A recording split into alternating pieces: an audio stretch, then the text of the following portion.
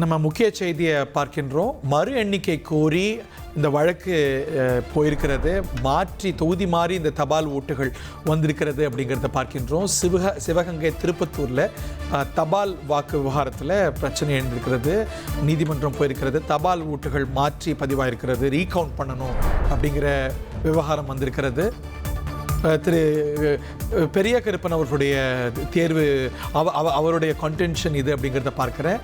மறு எண்ணிக்கை கோரும் மனு மீது முடிவெடுக்க தேர்தல் அதிகாரிக்கு அதிகாரம் இல்லை.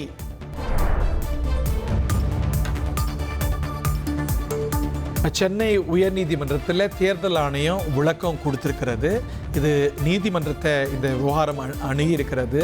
மனுதாரர் கூறும் குற்றச்சாட்டுக்கு எந்த அடிப்படையும் இல்லை அப்படின்னு தேர்தல் ஆணையம் விளக்கம் கொடுத்திருக்கிறது.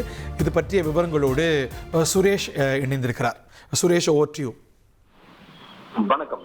சிவகங்கை மாவட்டம் திருப்பத்தூர் தொகுதிக்கு பதிவான தபால் வாக்கு திருப்பத்தூர் மாவட்டம் திருப்பத்தூர் தொகுதிக்கு அனுப்பப்பட்டதனால அந்த வாக்கை மீட்டு மறு எண்ணிக்கை நடத்த தேர்தல் ஆணையத்துக்கு உத்தரவிட வேண்டும் என்ற ஒரு கோரிக்கையுடன் ஒரு வாக்கு வித்தியாசத்தில் தாவேகா வேட்பாளரிடம் தோல்வியடைந்த சிவகங்கை மாவட்டத்தில் உள்ள திருப்பத்தூர் தொகுதி திமுக வேட்பாளர் பெரிய கருப்பன் உயர்நீதிமன்றத்தில் வழக்கு தாக்கல் செய்திருந்தார். இந்த வழக்கில் உயர்நீதிமன்றத்தினுடைய உத்தரவின் அடிப்படையில் தேர்தல் ஆணையம் தரப்புல தலைமை தேர்தல் அதிகாரி இன்றைக்கு ஒரு அறிக்கை தாக்கல் செய்திருக்கிறார். அந்த அறிக்கையில் தேர்தல் முடிவுக்கு எதிராக தேர்தல் வழக்கு தான் தாக்கல் செய்ய முடியுமே தவிர ரிட் வழக்கு தாக்கல் செய்ய முடியாது என்பதனால இந்த வழக்கு விசாரணைக்கு உகந்தது அல்ல. இதையே மக்கள் பிரதிநிதித்துவ சட்டமும் உச்சநீதிமன்ற தீர்ப்புகளும் உறுதி செய்திருக்கிறது என்று அந்த அறிக்கையில் தெரிவிக்கப்பட்டிருக்கிறது.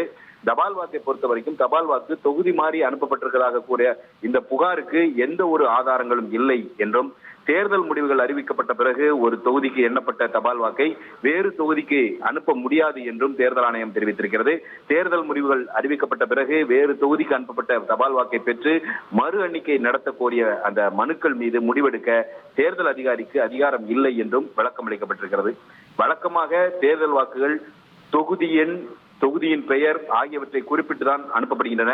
அதனால் தபால் வாக்கு வேறு தொகுதிக்கு அனுப்பப்பட்டதாக கூறப்படக்கூடிய குற்றச்சாட்டுக்கு எந்த ஒரு அடிப்படையும் இல்லை என்பதனால இந்த வழக்கை அபராதத்துடன் தள்ளுபடி செய்ய வேண்டும் என்று அந்த அறிக்கையில் தேர்தல் ஆணையம் தெரிவித்திருக்கிறது.